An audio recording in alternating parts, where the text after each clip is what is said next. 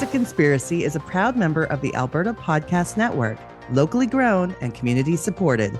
For other fun programming, please check out albertapodcastnetwork.com, where you can find shows like Unprofessional Developments.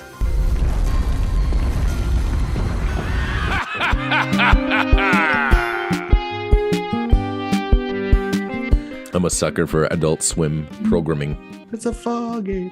It's a Fargate. See? Come on. Andy. Yes, sir. You get your homework done?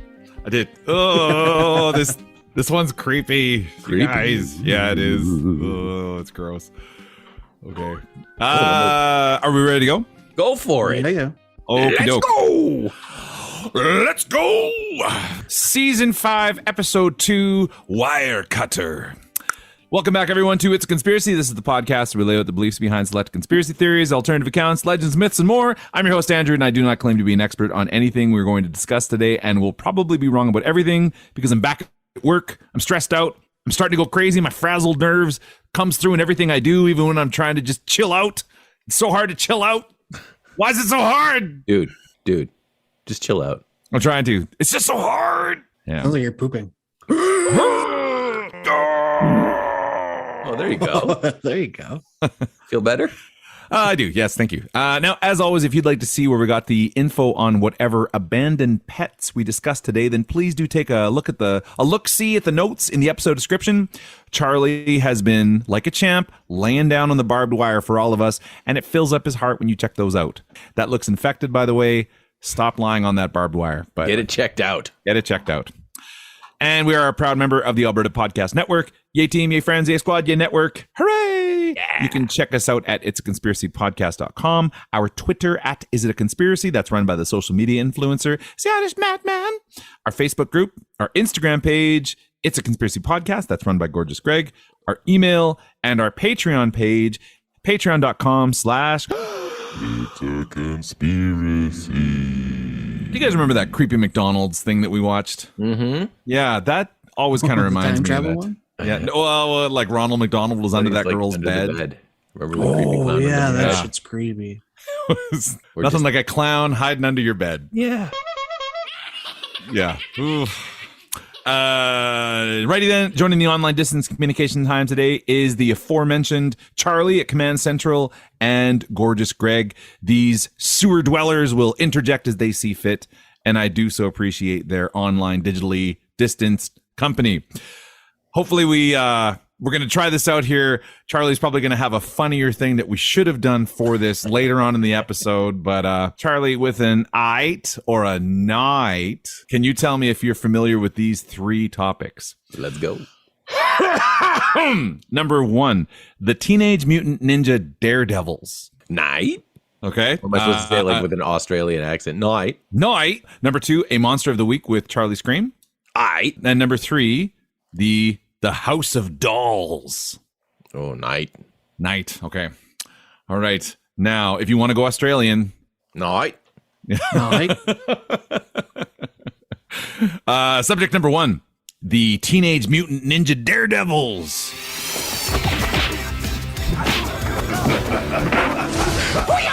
Daredevil, a young Matt Murdock, sees a man crossing the street, jumps out just in time to push him out of the way of an oncoming truck. Then this truck is containing a batch of cosmic toxic waste of some kind. Oop. The elderly man is saved, but a container of something on the truck falls off. It explodes in Matthew's face, leaving him blind, kind of like Charlie. Smell blind. Smell and like blind as well. Like, Yeah. I'm the worst version of That's a little Daredevil. ableism right there. The worst version of Daredevil.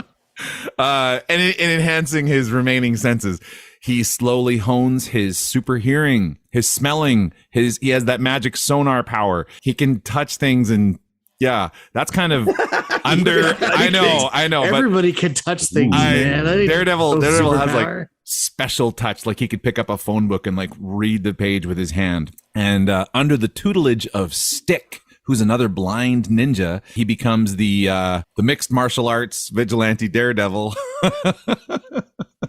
who's on a mission to bring down the dark underground criminal force, the Hand. Mm-hmm. So you guys are all familiar with Daredevil. Yes, sir. We're Right all there in Hell's Kitchen. all right. Now, at the same time, so this is happening concurrently, whatever the same time, after the container blinded Matt, the remnants of the truck, so the truck keeps driving, smashes into a pole or something like that. Everything that was in the truck spills out into the street. One of the cans finds its way down a sewer drain, only to come to rest in the same place that there's a tiny rat taking care of some discarded turtles. The sludge affects the rat and the turtles, which turns them into the Teenage Mutant Ninja Turtles, or if you're in the UK, the Teenage Mutant Hero Turtles. And that's a real thing. I'll put in the theme song here so you can check it out. Teenage Mutant Hero Turtles. Teenage Mutant Hero Turtles. Teenage Mutant Hero Turtles. Heroes in a half shell. Turtle power. At the time when Frank Miller's Daredevil run was happening in the early 80s, Peter Laird and Kevin Eastman were huge fans. They decided to take influence from the Daredevil story for their own creation that they were trying to sell as an independent comic book. They picked turtles because, I love this, because they're easy to draw. They're like, of all the animals, turtles are the easiest to draw. And I'm like, that's great. So they have Splinter instead of Stick. And then the Renaissance artist named Crew, they battle the foot instead of the hand. Oh my goodness. Right? Dang. See what I'm talking about here? I like it. I love it. Now, Teenage Mutant Ninja Turtles became a massive success, and the creators were very quick to make nice with Marvel over the obvious copyright infractions. That's like done under the table kind of thing. However, the two properties belong to different groups, so the ultimate team up that we would all love to see has never happened. When I was a kid, Ninja Turtles, I think, was done by like Archie Comics, which Yeah. Well, that was And then- that was the kid-friendly version. the kid-friendly version, and then I don't know who did like the darker one, maybe Dark Horse or Well, I know IDW does the newer version. IDW. IDW. You got your comic knowledge is way more vast than mine. So Well, Are we- Ninja Turtles used to be my comic jam. My bread and butter. Then there's a new Ninja Turtles out. There's like That's the brilliance of the Ninja Turtles. There's always Yeah. a new Ninja Turtles out. I'm trying to think of what the word is for it. There's a new series from Laird and Eastman, who are multi-billionaires by now. I mean, this is the not gift real that keeps on giving. billionaire. Quadzillionaires. Ultra They could buy the planet. Ultragillionaires. Are you looking this up? Yes. Oh, well, here we go. That's against the ethos of the show. Kind of sounds like another case of planned obsolescence.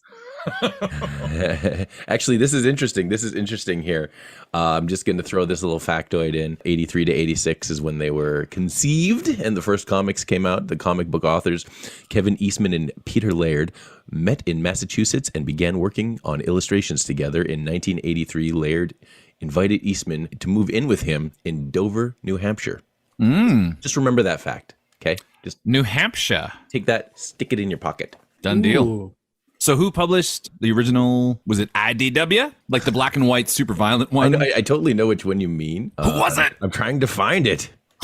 Mirage Studios. Mirage Studios. Okay. Mirage Studios. Now, you guys, so the Daredevil's origin, like I said, has changed. And he was like the bigger star at the time, but now this is before the Ninja Turtles kind of took off and became what they are. But the origin is the same. That's great. That's amazing. Isn't that great? That's real neat. You could put that in the same, if you know, Big Disney were to buy out the Ninja Turtles, then you could put them in the same MCU, You absolutely could. I meant- And how great would that be? That's right. Just cracking skulls together. right? Well, and here's another thing, is that the Ninja Turtles have teamed up with almost everybody else that you can think of. Mm-hmm. Why not? Why not Daredevil? Why not? Why not? That's what I say. Yes, Yeah. Or that's what you say. that's what I say. Why not? That's what I say. I say, what are we Doesn't matter drinking? who said it first. Yeah. Wait, that's So- it? We're already into what are we drinking? Well, yeah, we're they're the same. It's fun. That's amazing. I love it. Okay, let's go. What are we drinking? What are we drinking? So, Big Chunky, what have you got there? What are you, I'll you tell guzzling you. on? I'll tell you. I went back to an old favorite, and I know we've mentioned this one before, but yeah. it's been a minute. I had some tasty 5 of Diamonds Pilsner from Blind Man Brewing. Pilsner ready for all your days out in the clean, bright outdoors. Yum. Mm-mm. That's it. I actually forgot to go. I'm going to go grab mine real quick. I'll be right back. New Hampshire. Sorry about that. I meant to grab this earlier. Andrew, what are you drinking?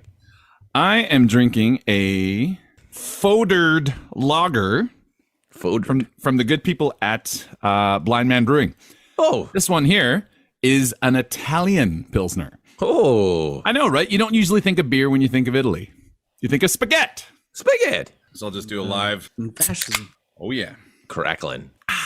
Lovely. Now, is that the first ever sip of this beer for you, or have you had one previous?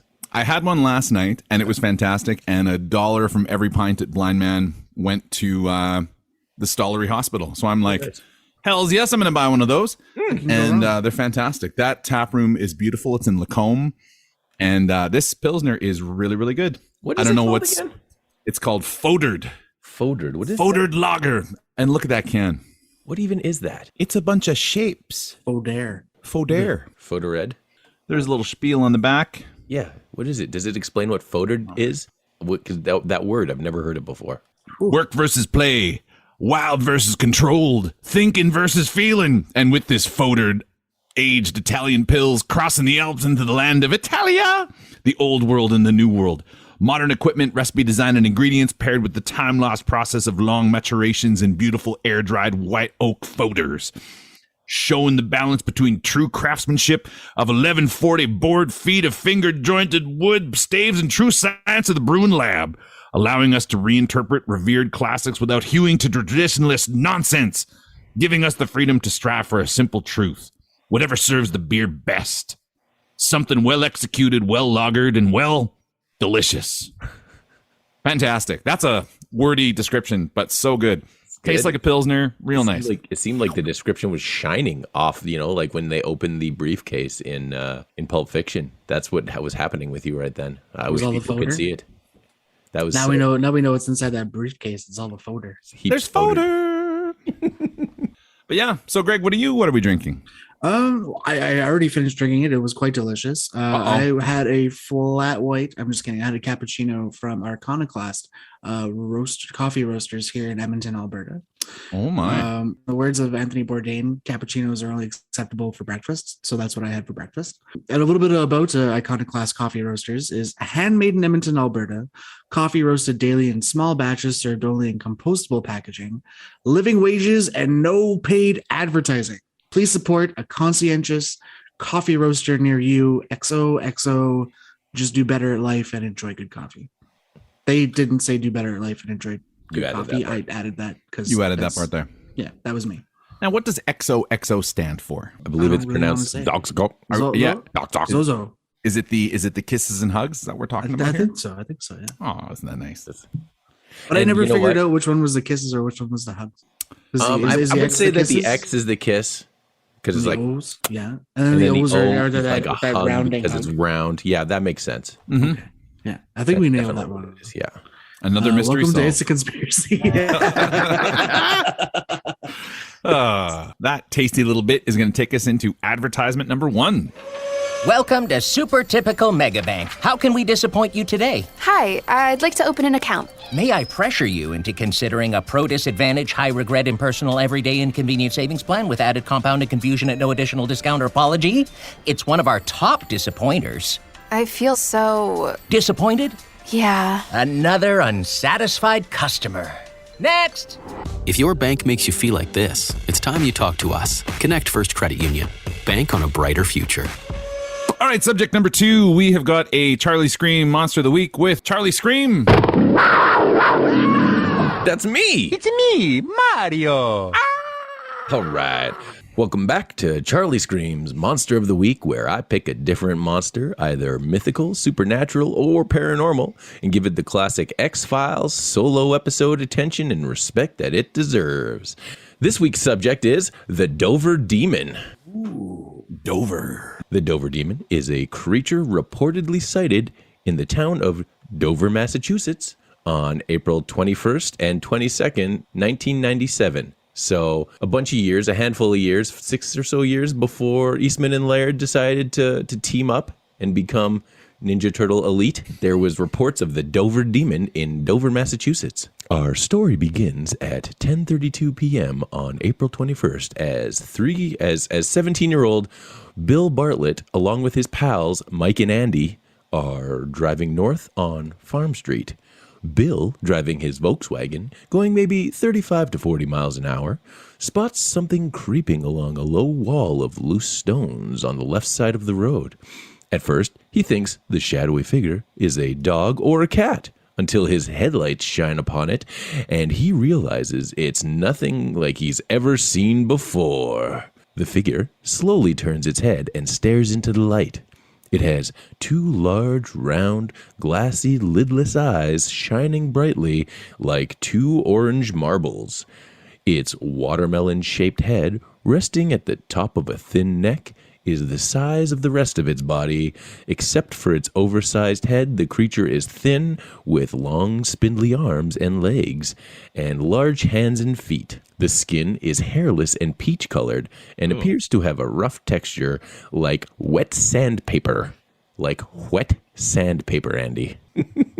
Ghastly. Standing no more than 3.5 to 4 feet tall, the figure is shaped like a baby's body with long arms and legs. It has been making its way along the wall, its long fingers curling around the rocks, when the car lights surprised it. Unfortunately, neither Mike or Andy noticed the creature. The sighting lasts only a few seconds, and before Bartlett can speak, the car leaves the scene. Then, the creature is gone. Bartlett drops his friends off and goes to his Walpole Street home. Visibly upset, he walks to the door, and his father asks him what's wrong. Bartlett relates the story and later sketches what he's seen. Would you like to see the sketch? Ugh, Always. please, but How you doing? You holding up there, bud? Pixar didn't happen. well, wet. Wet and sandy? Sandpaper. Kind of sounds like your trip to Cuba. Oh, this is Here he awesome. Watermelon head. It's bigger than his body. Bunch of melon heads. Now I'm gonna.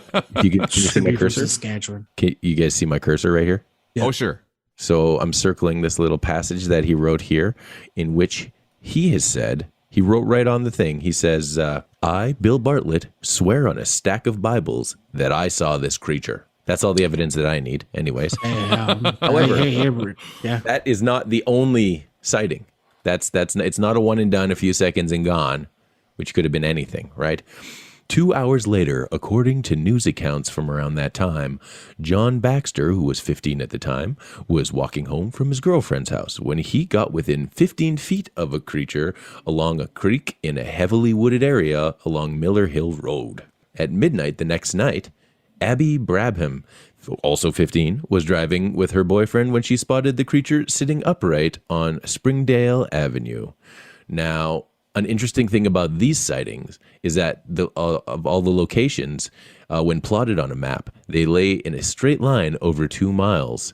All the sightings were made also in the vicinity of water. So, and if that's not enough, the Dover Demon isn't even the only odd thing to come out of the area. Laura Coleman, the well-known cryptozoologist from earlier, noted in the same area you have 3 major legends going on. One being the apparition of the devil on horseback, another being tales of buried treasure, and then you've got the Dover Demon. I think it certainly says something. It's almost as if there are certain areas that collect sightings in almost a magnetic way. The demon may have even been spotted years earlier, as there was talk reported at Dover Sherborne High School in the early 70s of strange things seen in the woods. As for Bill Bartlett, he's mentioned in much more recent interviews that his sighting, which he still stands behind, has unfortunately overshadowed anything else he's done in his life. He's made a career out of painting, having work displayed in galleries on both coasts, but a simple Google search of his name will only flood your feed with sightings of the Dover Demon. Could it have been a foal? A moose calf? And also, it's not really known if the Dover Demon's first name might have been Ben, which would have made him Ben Dover Demon. No. Anyways, back to you, Andy. Thank you. The Dover Demon. Which is funny because I had no idea what myth you were starting off the show with. that, you know, Eastman That and whole Laird- Massachusetts thing. Yeah, this is the Massachusetts episode. I hope your third subject brings in Massachusetts in some way. I'm sure we can work. I'm just kind of Massachusetts. I'm just kind of bummed we didn't continue on with Maryland. I was really missing Maryland. Oh, we can revisit. Don't you worry. Oh, I believe it's Maryland. Maryland. Oh, there's more stuff afoot at Maryland. That is going to take us to subject number 3, the House of Dolls. Okay. Now, just a heads up, there's some creepy stuff coming up, and I didn't like writing this. I don't really like talking about it. And yeah. Well, you got something against dolls there, big guy? Oh, well, okay. You'll see.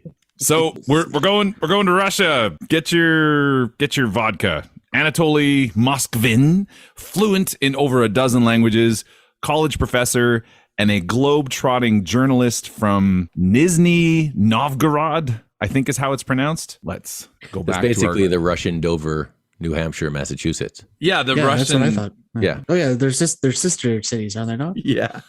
Obviously. Obviously. Just to keep a theme How to- going. Just say it with like as much confidence as you can. It must be true. Okay, Other so here we than go. I'm Hollywood. gonna share sound. Nizhny Novgorod. Nizhny Novgorod. Okay. Nizhny Novgorod. Nizhny Novgorod. Nizhny Novgorod. He does sound like he's like repeating it to someone who's not listening. He's like Nizhny Novgorod. Hey, I'm Nizhny! telling you.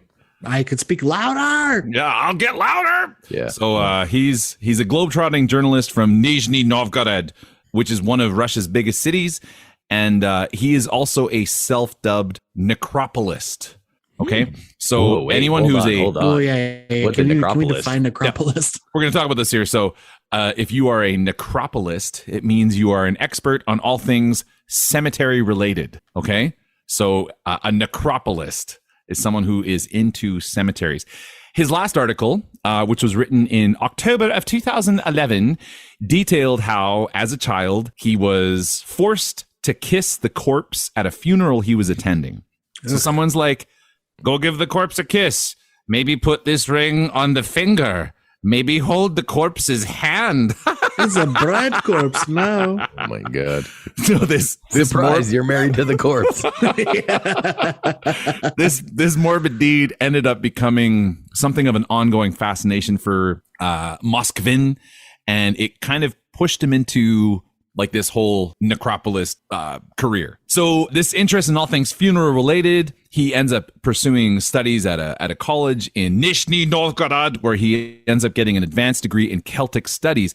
The Celts were renowned for their interest in death and the afterlife and the sort of burying bodies and keeping bodies. And he becomes a renowned expert who was widely published on all things sort of Celtic related, cemetery related. And from 2005 to 2007, Moskvin cataloged about 750 to 800 cemeteries in Nizhny Novgorod area, right? Like he just goes around to cemeteries, and he basically ends up doing 2 series. So in English, these were called Great Walks Around Cemeteries, and then his other one is called What the Dead Said, which is a great name. It's What very the dead dark. said. I What like the Dead Said. So these were picked up by publications all over the world, including here in Canada, and in certain places are still in rotation today. So these went out to necropolists everywhere. The most spectacular claim from these articles and videos was a recording of Moskvin sleeping in a coffin ahead of someone's funeral. So he claimed, he's like, I want to get in the right spirit. I want to see what it's like inside the cadaver boxes. I want to see what it's like inside a coffin. Put me in the ground, my people. But his readers were startled. They were like, this is kind of strange. And he's like, hey, it's just, a little bit of research. No biggie. Don't worry about it. It's fine. Chris Angel mind for This is fine. Then the family came up and they were like, we got to bury Pop Pop. And he's like, don't worry, kids. I'm just warming it up for you. I'm just warming it up for Pop Pop. I'm going to give Pop Pop a kiss and put a ring on his finger. And we're married. And I'll be your new Pop Pop. In 2009, authorities contacted Moskvin after locals in Nizhny Novgorod noticed that the graves of their loved ones were being desecrated.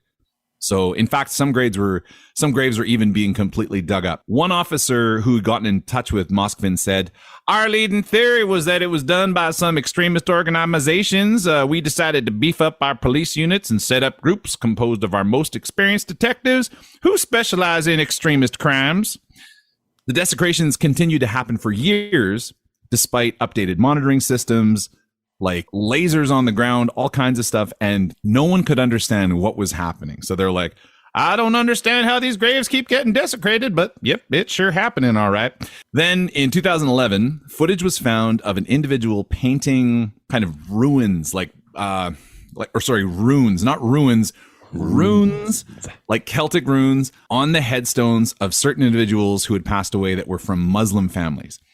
And it was soon realized, the police were like, this is real weird. Why is this person doing this? They realized that Moskvin was the vandal, and the police went to his home to confront him on the issue. They're like, we've been talking to you about this whole like digging up bodies thing, and we were asking for, because he was the necropolist in the area, why were you painting on those headstones? So Moskvin, he's 45 at the time. He lives with his parents in a small little apartment. And when they got there, they talked to a couple of his neighbors, and his neighbors are like, yeah, that's that family. They're like hoarders. It smells weird. Nobody ever really visits them. There's kind of weird stuff going on. They're eccentric people. That's the cemetery guy. We don't really talk to him. But people were always a little suspicious of this eccentric family. So it turns out that they were hoarding something nasty. Now, upon entering, the authorities found a number of large, life-size dolls just kind of lying around the house. Some of them were dressed up in really nice vintage clothing, knee-high boots, and like suits. A bunch of them had really elaborate makeup over their faces, or they had these kind of like cloth bags and like fancy gloves on their hands. One of the police like pulls up one of these dolls that's kind of lying on the floor, and a music box that was inside the chest gets activated. Ding, ding, ding, ding, ding, ding, ding, ding, ding. And he's like, that's kind of strange. So he opens up the shirt to see what was happening with the doll, and he's like, this is not a doll. This is a corpse. This is a mummified corpse. This is when they realize the room is full of corpses. And they were corpses. They were mummified corpses of females ranging from about 3 years old to about 25 years old. Ugh. Yeah. Wow. Yeah, absolutely. And most of the bodies had these tiny little music boxes inserted into their chests so that if you touch them at all, it would play this like creepy ice cream truck music. Yeah. Now, like, you just ruined ice cream. I know. like the Dickie D man is never going to be able to come by here ever again. So Moskvin later confessed that he would stuff the decayed corpses with rags, and then he would wrap nylon tights around their faces, or he would make like doll faces and draw it on their, like he'd cover it up with fabric and then draw a face over top of that. He would also put in little buttons or toy eyes, like those like kind of googly eyes that you have on puppets, into their eye sockets, so that they could sit on the couch and watch TV with him. He's like, let's watch some cartoons. They also found in the garage outside, they found you're sort of laughing way too hard at this. I know. That's the idea of googly eyes on a mummified corpse. Just like, so it's yeah. In the garage outside of the apartment, they found body parts and like a stack of like sort of the doll mountain. And Moskvin's like, yeah, sometimes I needed like a hand or a leg or what, whatever. Yeah, I'm or sure like he needed a hand, like a head. And so those would be where he would leave the ones that he wasn't interested in anymore. So he's like, yeah, that's the scrap pile. Ultimately, this was all shocker. This was all because of loneliness. So Moskvin, who I'm not trying to redeem this guy in any way. He never murdered anyone, but he was like, I'm just real lonely. I just always wanted to have a family. Get a dog. Adoption agencies in Russia, they wouldn't allow a single man to adopt. And even if they did, they probably went by his place. They're like, you got all these dolls everywhere. You're like the cemetery guy. So maybe you shouldn't have a kid. Probably a good call, in retrospect. When asked about the music boxes, Moskvin admitted that he was... That was actually part of the research that he was working on in order to bring a body back to life. So his whole thing of mummification was like salt and baking soda And he was also the music box thing was like, oh, if they ever start moving, I'll know because the ice cream music will happen. And then I'll know that they're up and walking around in the middle of the night, which is a little scary. He's like, oh, they ding, ding, ding, ding, ding, ding, ding. There's that music. They it's all must quiet be and you're settled walking down around for a nice nap. And then all of a sudden you hear, dee, dee, dee, dee, dee, dee, dee, dee, dee. No. No. Just, any wet chance I had of footsteps having a coming nap down the afterwards. hall. Now the crazy thing about this is that this is a small apartment. Moskvin's parents also lived in this small apartment and had no idea this was happening. They were like, we just thought they were dolls. What? So they claim to know nothing about the true origin of Moskvin's dolls. And his mom, whose name is Elvira, I don't know why I love that so much, but so Elvira, she was quoted as saying, we saw the dolls, but we did not suspect they were dead bodies. We thought it was his hobby. He just liked making big dolls, and we didn't see anything wrong with it. In all, authorities discovered 29 life-size dolls in Moskvin's apartment. And as I said, they went from the age of 3 to about 25. One of his sort of favorite corpses he had in his apartment for just over 10 years. And the sad thing there is that the body was actually of a 9-year-old female. So he had that body longer than that person was alive, which, like I said, I tried to say this earlier. I'm like, oh, I don't like talking about this. So Moskvin was charged with about a dozen crimes, all of which dealt with the desecration of the graves. And the Russian media called him the Lord of the Mummies and the Perfumer, which I'm like, of all the things you want to call this guy, the Perfumer? Now, not to get into opinion, but I'm just like, maybe scary guy making corpse puppets is a little bit better than he used perfume. How weird. Now, do you guys want to see one of these doll puppets here? Of course we do, yeah. Okay. More than anything. Oh, okay. Let's go. Here's the one of his favorites here. That's the one where my cursor is right now. That's the one that was over 10 years old. That was one of his favorites. And if we look down here, this is one of the ones that he had drawn a face on. That seems completely normal.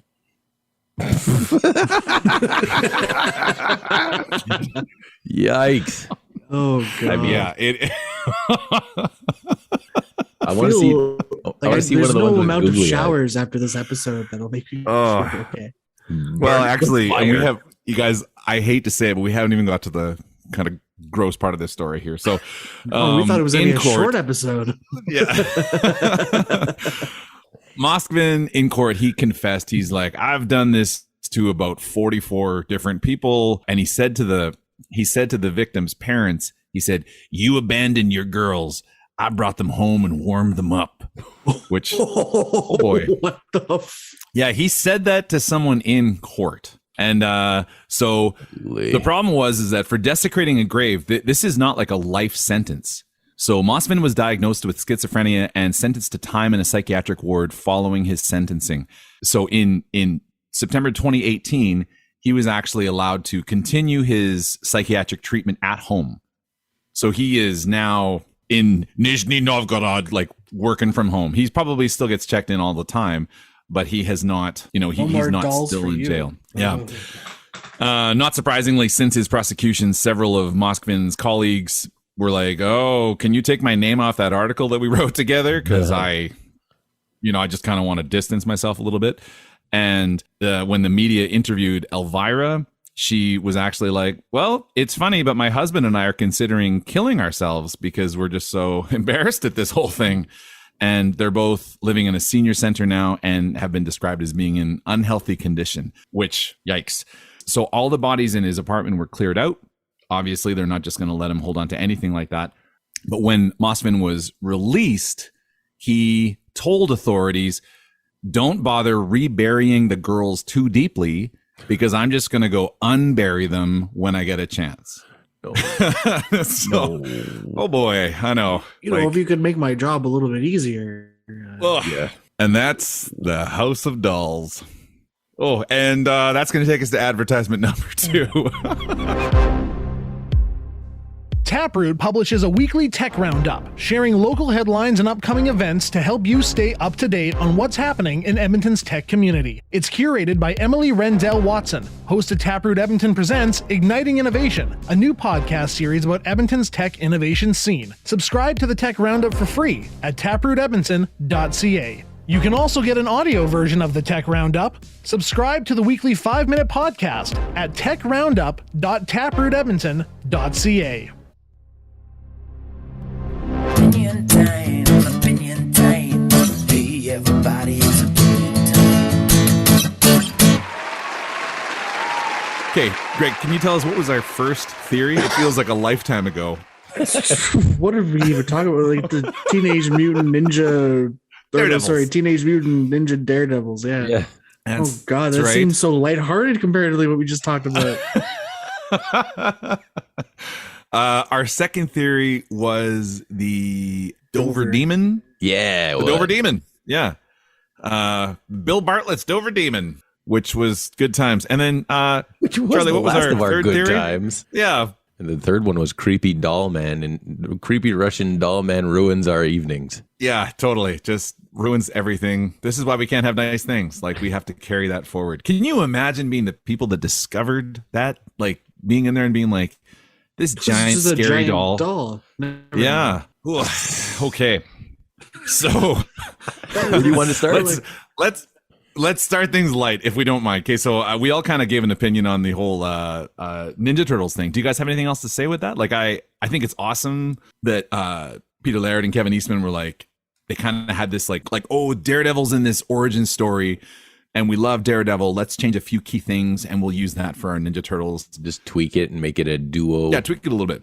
A duo origin story. Well, I think it's really cool. Like, I think it's kind of an interesting offshoot. It's like finding out, like, you know, Superman had like, oh, there was a puppy in the glove box when his spaceship crashed, and now the puppy's out, and there's Superdog, which is a lot of fun. Yeah. Any thoughts on Ninja Turtles or Ninja Hero Turtles, as would have called him when he was just a wee lad around Dublin town? I mean, I love that, and I love that. At first, if somebody were to tell me this dual origin story, I would have been like, you know, it's pretty coincidental, but that's pretty cool. But to have it just like have them be like, yeah, no, we just really were pretty jazzed on Daredevil, so we just like, that makes it extra cool, and I love it all the more. And it feels great. It validates my childhood, you know, reading of the comics way back to the Archie comics and the, you know, some of the previous, the black and white stuff when I could get them when I was a youngin, a wee youth. I think it's great, and I've been along for the Ninja Turtles ride this far, and I hope that that they someday get to join the MCU and get to hang out with Daredevil, because I mean, they've hung out with Archie, they've hung out with Predator, they've hung out with the Punisher. Why not Daredevil? Yeah, why not Daredevil? The new series written by Eastman and Laird is like, it's way in the future, and there's only one turtle left. Last Ronin one. Yeah, the last Ronin, and they're trying to figure out which Ninja Turtle it is. Right. And I don't know if they've revealed it or not, but the one issue I was looking at, it was like, maybe it's because this guy has all of the weapons from all four, and it's hard to tell who his fallen brothers. Yeah, maybe it's the girl Ninja Turtle, Venus de Milo. Maybe she's come back with those fans. Anywho, yeah. Greg, what do you think of the Ninja Turtles? Hey man, being born in 2004, like my first introduction to the Ninja Turtles was the original live action film from 1991. Yeah. It's good. That's probably the only really good best one. Yeah, it is. It is the best one, yeah. But that's it. I never read any of the comics. I may have watched the cartoons. Actually, yeah, I definitely watched the cartoons when I was growing up. I love the story. I love the characters, and I love all that. But other than that, I really have no frame of reference as to the creators or anything like that, except for maybe Pawn Stars, where some guy tried to sell his original copy. That was about it. Were you one of the kids who had the turtle blimp as a child? I never had a turtle blimp. There was a turtle blimp. It's so funny because you take these mutants that live in the sewers and try to be very sneaky and hiding, and then they have a giant blimp that says the Teenage Mutant Ninja Turtles on it. They fly around everywhere when they need to get places. You're Not like, exactly super ninja, is it? oh, there it is. Very sneaky. Very sneaky. Oh, there's that TMNT blimp again. But I mean, what okay, they're doing. but to be fair, the exact opposite thing happens too. Like one of the first episode of the OG cartoon has the Ninja Turtles looking for hiking around looking for Shredder in the Technodrome, and they're running through this building, and it shows Shredder, and he goes, "The Turtles must never find the Technodrome," and then he goes on the loudspeaker and he says, "All Foot Clan report to the Technodrome." It's like you just fucking blew your own cover, pal. dumbass. Where was the secretary or anybody being like, "Hey, can you just maybe just say being like, meet at the secret wink wink," or like yeah, meet at the muster point or something, right? Like that. The voice of Shredder was the guy that was Uncle Phil on Fresh Prince. Yeah. And I knew that. And then every time I watch Fresh Prince, I'm like, it's Shredder. I love it when he talks.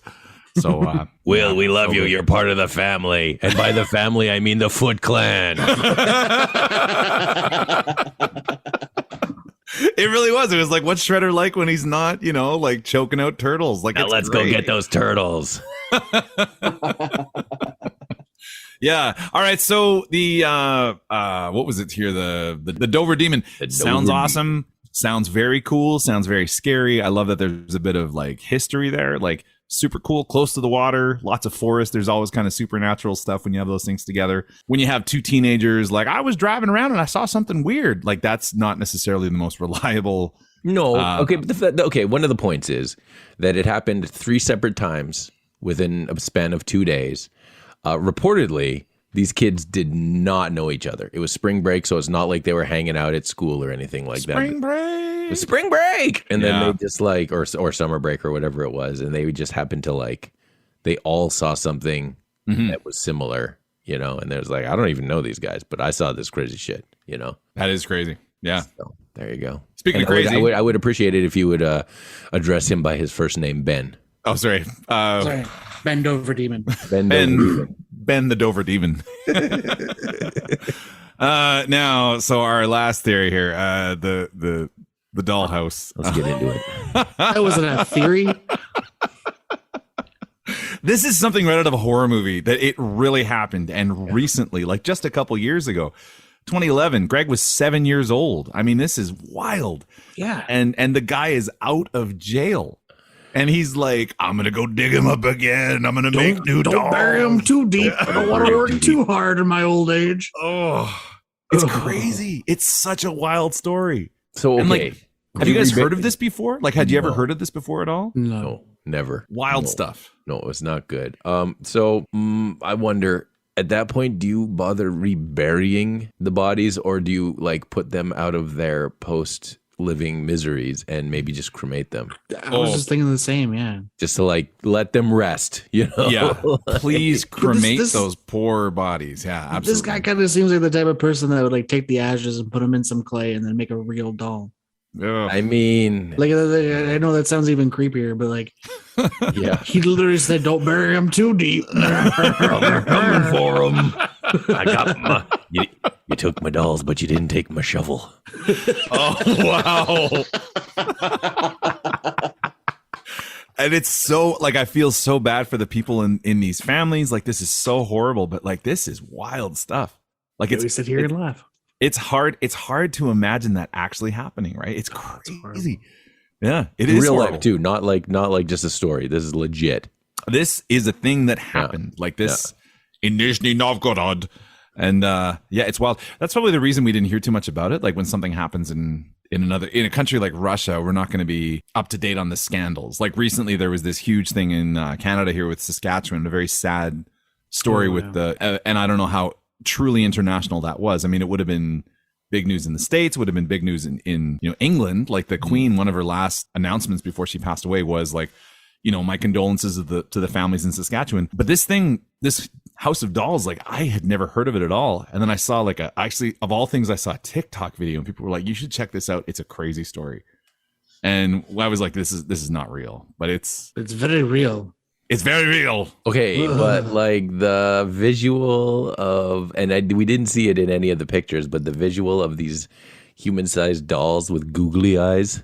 Like the kind of googly eyes that just like go everywhere. Yeah. I mean, that's a bit too much for me. That's That's where I draw the line. yeah. No googly eyes. It's just like you can't have a conversation with that. I don't think they actually. It said I he. don't think he talked to him. I think he just watched TV, man. Yeah. It said he put puppet eyes on them, and I just assumed they were the Okay. googly eyes kind of puppets. But like, Okay, fair what enough. other kind of, if you see a puppet like little Charlie, you've got little Charlie in there. Charlie has Got, little like, googly eyes. It's like button eyes. Yeah. Like, what do you want to watch? He says Family Matters. Oh, I feel like a horrible person after Yeah, that. this Gallows humor. You have to laugh about it at this point. it is. I ain't on no gallows. So. That is dark territory for sure. First time, So huh? let's. Yeah.